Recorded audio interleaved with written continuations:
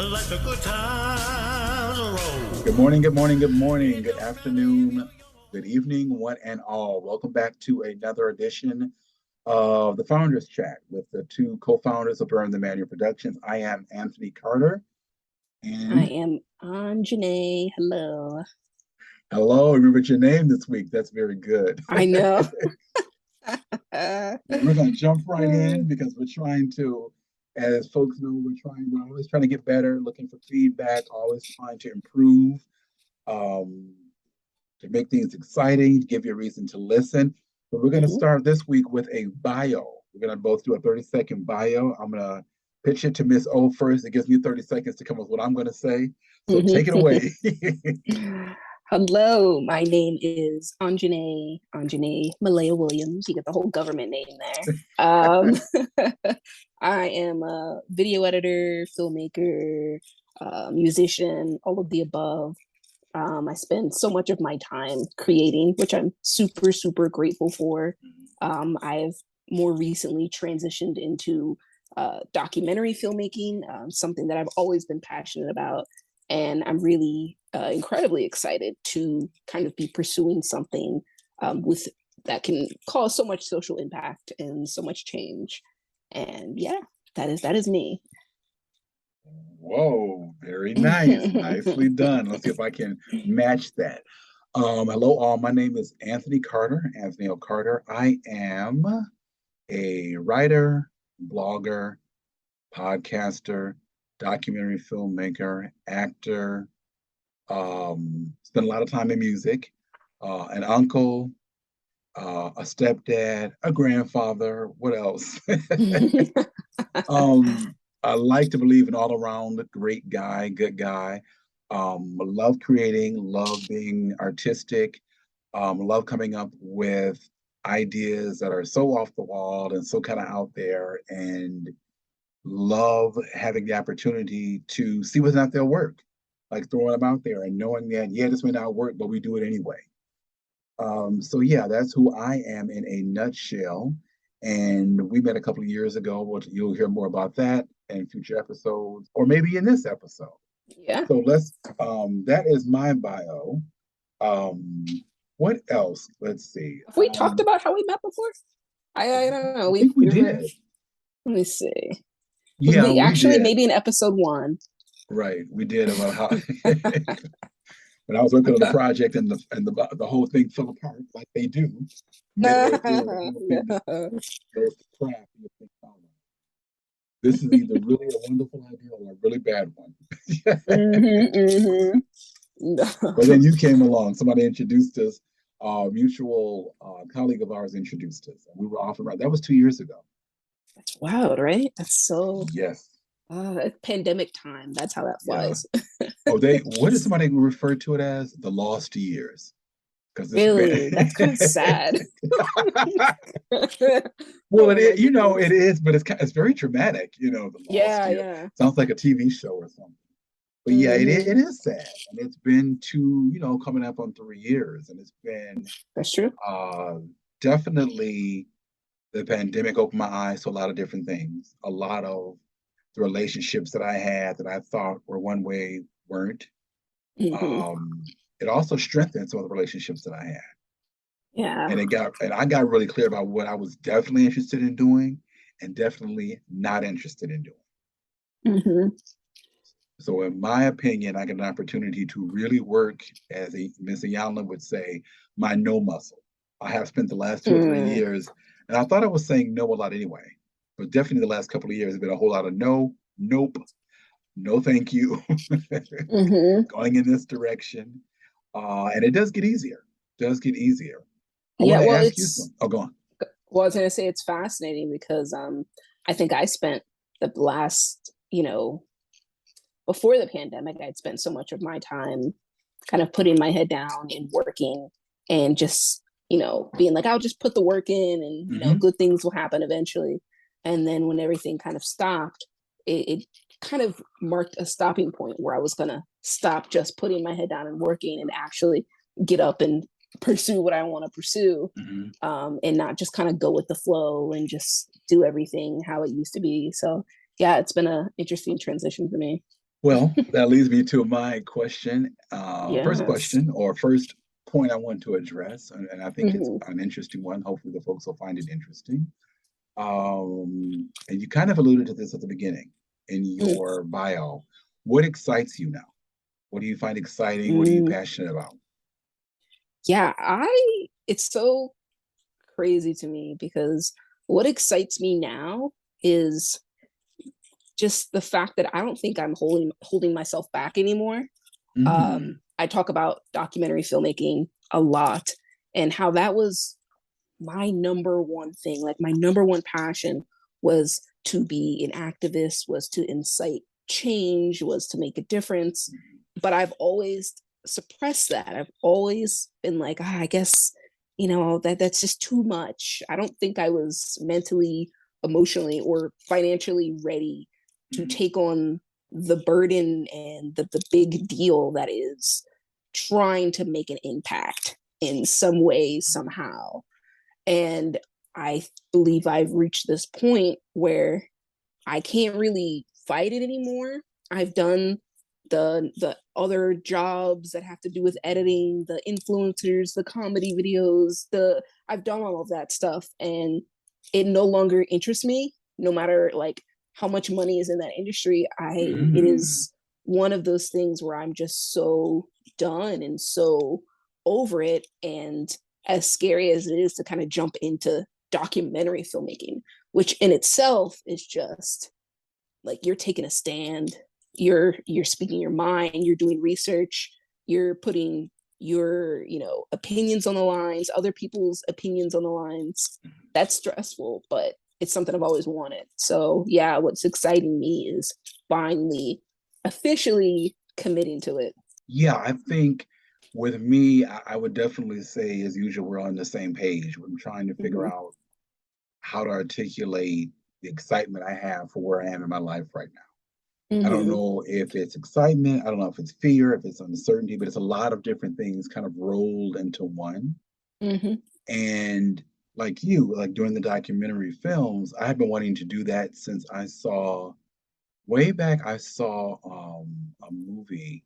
Michael Moore did a movie called Bowling for Columbine. Mm-hmm. And when I saw that movie, this must have been 2003, 2002. It was almost 20 years ago. Mm-hmm. And I remember, and I think you and I have talked about this before. Sometimes you have all these different things in your head or things that you want to do, and it's all these different Mm-hmm. different pieces of the puzzle, and you can't figure out how they go together. Nobody you know can figure out how they go together Mm-hmm. because it's your puzzle, right? And it's up Yeah. to you to figure out, okay, well, how do I, do I chop off a piece? What do I do to make this work? Mm-hmm. And if you're lucky, and I think that more than one time in my life, I've been very lucky and fortunate to have the opportunity where something clicks and all of a Mm-hmm. sudden everything like gels. It makes sense. And I get this clear, almost like a lightning bolt. And when I saw that movie, when I saw that movie, I had been acting, I had been doing stand-up comedy, I ran a comedy room, I had been a blues singer and a jazz singer, and I hadn't toured yet, but I was doing Mm-hmm. all this stuff, right? Not with not a whole lot of, not any major success necessarily, and not any rhyme or reason other than it was just a time to be curious and explore and take Mm-hmm. every opportunity that came my way. But no overall arching like I'm doing all this to do this over here. When Yeah. I saw that movie, I thought that's exactly what I want to do. It encompasses everything I want to do. It's funny, it's engaging, it holds your attention, it has a statement. Like you said, it has a Mm-hmm. voice, it has a reason for being. It's not just purely entertainment. And I thought that's exactly what I want to do. And then proceeded to spend another almost 2 decades not doing it because I didn't have a blueprint for how to do it. Right. I was like, okay, well, I Mm-hmm. know. And it was always kind of in the back of my head. And then this opportunity presented itself, and luckily, during COVID, there were a whole lot of things I took on that I had been brewing for 10, 15, 20 years. And it was Yeah. like, well, well, why not? What else do I have to do? Right? Mm-hmm. There, Mm-hmm. one of the great things about COVID is it removed a lot of excuses I had for not doing X, Y, and Z. Right. It's like, well, why not? We don't know. The zombie apocalypse is upon us, people. So we don't know how Mm-hmm. much time we have left. So let's go out with a bang. So then I got Yeah. really, and it was really great to really lead with one of my strengths, which is curiosity, right? And the Mm-hmm. ability to explore and not know, like, okay, well, I don't know where this is gonna head.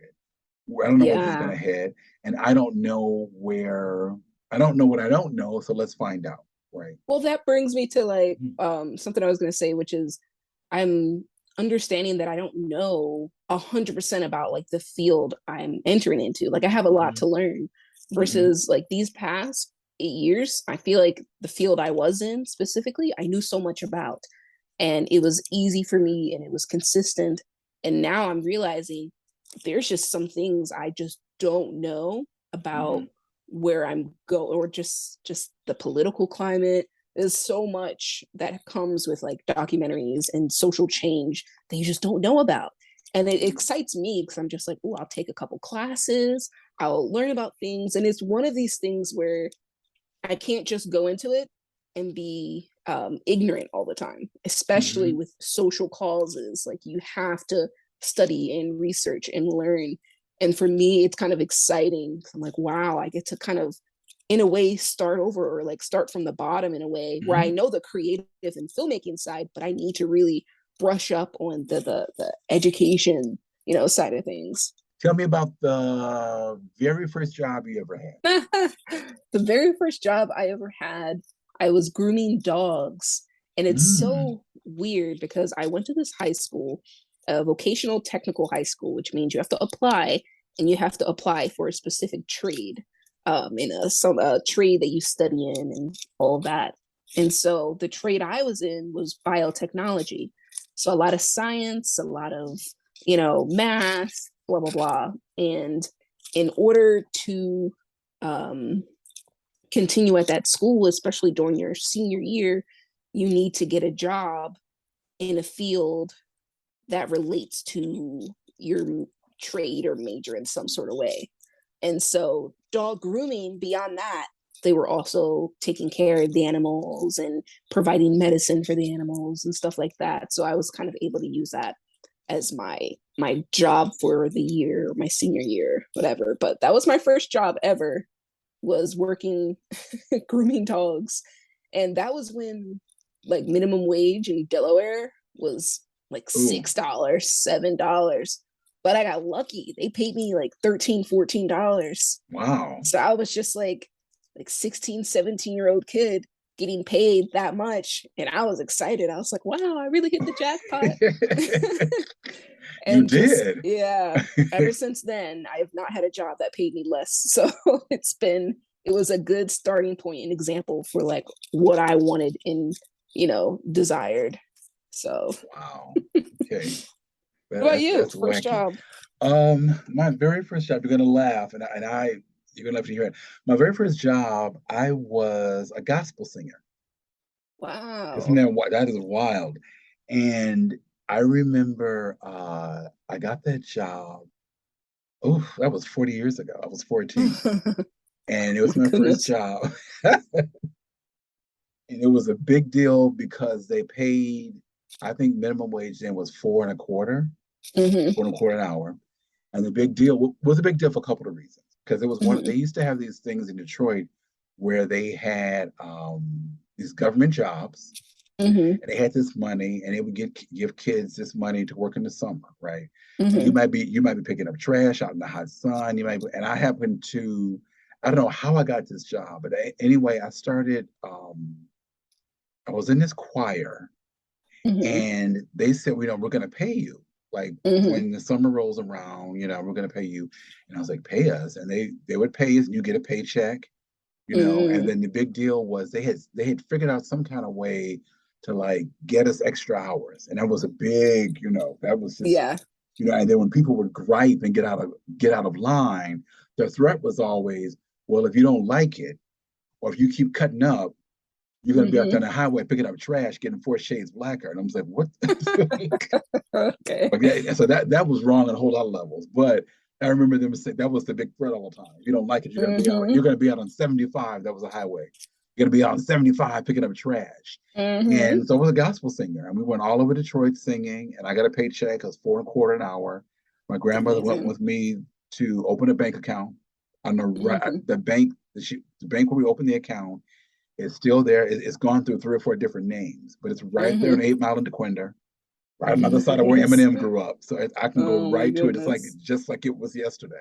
And I remember my grandmother explaining to me what taxes were and what FICA was, because I thought I was going to make a certain amount of money. Yeah. And then I said, wait a minute, I saw those taxes come out. I remember she was driving. We were in the drive-through, and she looked over and she kind of chuckled and she explained to me, she said, oh yeah, you know, FICA's going to take out taxes. Your grandfather doesn't like that either, blah, blah, blah, blah, blah. And I was like, taxes? But I'm a kid. Yeah. But that was my first taste of the real life. And I don't think I saved a penny of that money. I was just, I don't know what I did with that money, but I do know what I did with it. I remember I think I bought a lot of records with it. Because I think I remember taking my first check. For some reason, I thought I remember buying my first, for some reason I'm thinking I remember buying either Luther Vandross's first or second album. Because I remember it was on sale for $3.99. That was a big deal. Geez. Yeah, I don't know what I bought with my first check. I have no clue, but I do know that like the first time I ever bought something online was with the money I got paid with for my first job. And I don't know, I remember thinking that was so cool. Like, I don't even have to ask my mom. I just go online and buy something. Make a few clicks. Yeah. Yeah. Oh my goodness. But yeah, we're nearing the end. All right. Okay, so we're wrapping up this episode. Thank you for listening. Please reach out if there's something you want us to talk about or a topic you're interested in hearing us discuss. We will get there will be times we talk about heavier things and things that are going on the planet. We need at least a whole couple episodes about the whole Roe versus Wade, and I don't know what's going on in this country. That's a whole other topic for 3 or 4 shows in a row. We will end here. Tell everybody how they can find you and how they can look you up.